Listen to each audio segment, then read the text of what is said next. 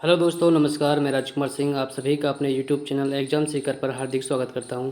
आज हम इस वीडियो में बीएड फर्स्ट ईयर के विद्यार्थियों के लिए राजा महेंद्र सिंह प्रताप स्टेट अलीगढ़ यूनिवर्सिटी का जो एग्ज़ाम हुआ है, आज पेपर हुआ था, कंटेम्प्रेरी इंडिया एंड एजुकेशन, समकालीन भारत एवं शिक्षा का जो इसका कोड था BD 102। आज हम इस पेपर को सॉल्व करने वाले हैं।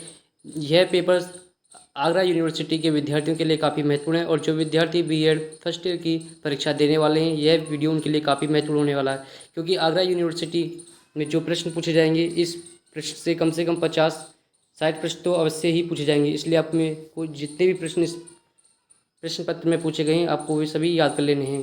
शुरू करते हैं आज का वीडियो। देखिए, पहला प्रश्न है, आदर्श समाज की प्रमुख विशेषता है। आदर्श समाज की प्रमुख विशेषता क्या है? अनुशासन। भारतीय समाज को कितने भागों में बांटा गया है? भारतीय समाज को कितने भागों में बांटा गया है? 7 भागों में। यह मैगस्थनीज के द्वारा बांटा गया था। समाज की सबसे छोटी इकाई के रूप में कौन सी इकाई जानी जाती है? परिवार। कौन से संवैधानिक मूल्य शिक्षा के उद्देश्यों को निर्धारित करते हैं? वे कौन से मूल्य हैं? उपयुक्त सभी।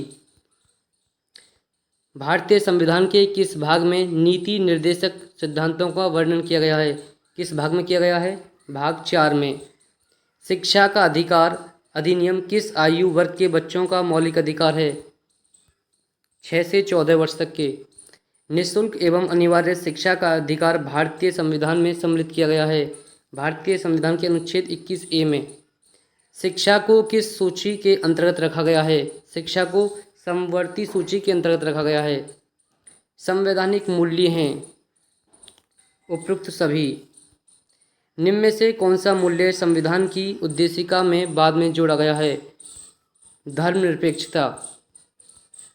भारतीय संविधान के किस अनुच्छेद में शिक्षा के सार्वभौमिकरण का प्रावधान किया गया है? भारतीय संविधान के अनुच्छेद 45 में। भावात्मक एकता समिति के अध्यक्ष कौन थे?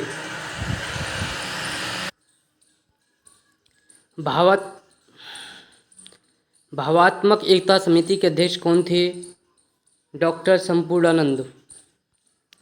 समाज में स्त्रीकरण किस पर आधारित है? संस्कृति, जाति और वर्ग।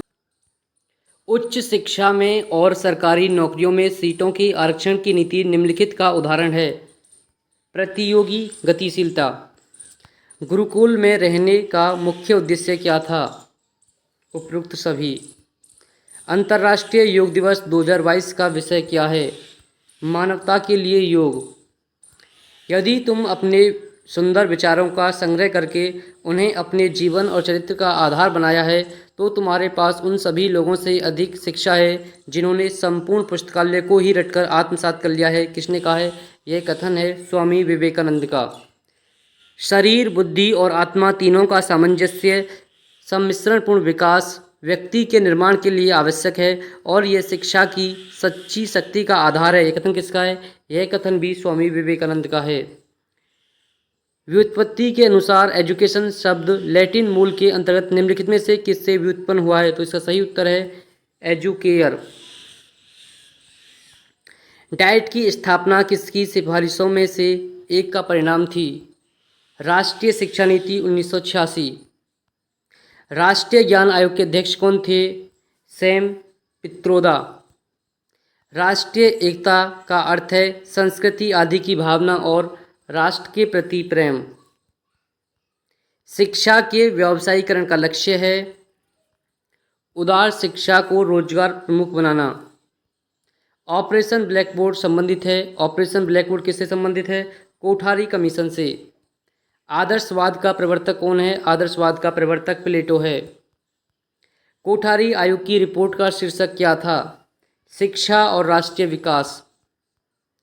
उपनिषदों में प्रतिपादित दर्शन के रूप में जाना जाता है सांख्य दर्शन को। शिक्षा में अवसरों की समानता से अभिप्राय है कि प्रत्येक छात्र अपनी योग्यताओं और रुचियों के अनुसार सुविधाएं प्राप्त करे। एक रिक्शा चालक का पुत्र संघर्ष करता है और एक इंजीनियर बन जाता है। यह एक उदाहरण है। ये किसका उदाहरण है? यह उदाहरण है सामाजिक संशक्ति का। देश की गरीबी और भुखमरी को लक्षित करते हुए यह किसने कहा था कि यदि भारत में भगवान अवतरित हों तो वह पाव रोटी के रूप में हों? यह कथन किसका था? यह कथन था महात्मा गांधी का। लोकतंत्र जनता की, जनता के लिए और जनता द्वारा निर्मित सरकार है, ये किसने कहा था? यह कथन है अब्राहम लिंकन का। शिक्षा की सार्वभौमिक सफलता के लिए अनौपचारिक शिक्षा की व्यवस्था किस राष्ट्रीय शिक्षा नीति में की गई थी? तो इसका सही उत्तर है नई शिक्षा नीति 1986। DPEP योजना लागू की गई थी, किसके लिए लागू की गई थी? प्राथमिक शिक्षा के लिए। लोकतांत्रिक भारत में शिक्षा का महत्वपूर्ण कार्य है, तो इसका सही उत्तर है उपयुक्त सभी। संविधान के किस अनुच्छेद में घोषित जातियां अनुसूचित मानी जाती हैं? अनुच्छेद 341। मंडल आयोग का गठन किया गया था। मंडल आयोग का गठन कब किया गया था? 1988 में। मूल्य शिक्षा की आवश्यकता किस स्तर पर है? उपयुक्त सभी स्तरों पर। यूजीसी की स्थापना किस वर्ष में हुई थी? यूजीसी की स्थापना 1953 में हुई थी। उपनयन संस्कार संबंधित है। उपनयन संस्कार किससे संबंधित है? वैदिक काल से। हिंदू धर्म में पुरुषार्थ हैं। हिंदू धर्म में कितने पुरुषार्थ हैं? 4 हैं। राष्ट्रीय शैक्षिक अनुसंधान एवं प्रशिक्षण परिषद की स्थापना हुई थी, कब हुई थी? 1961 में हुई थी। राष्ट्रीय पाठ्यचर्या की रूपरेखा बनाए जाने के लिए किस संस्था की जिम्मेदारी है? NCERT की। वैदिक शिक्षा का मुख्य केंद्र कौन था? तक्षशिला। बौद्ध साहित्य संरक्षित है। बौद्ध साहित्य किसमें संरक्षित है? त्रिपिटकों में। स्वामी विवेकानंद के अनुसार शिक्षा का अंतिम उद्देश्य क्या है? आध्यात्मिक विकास। महात्मा गांधी द्वारा शिक्षा की कौन सी पद्धति का प्रतिपादन किया गया? बुनियादी शिक्षा पद्धति। अष्टांगिक अभ्यास से संबंधित कौन सा दर्शन है? योग दर्शन। कौन सा दर्शन वेदों पर आधारित है? सांख्य दर्शन। बालक के समाजीकरण का प्रथम अभिकरण है परिवार। निम्न में से कौन सा दर्शन आध्यात्मिक सत्ता पर केंद्रित है? आदर्शवाद।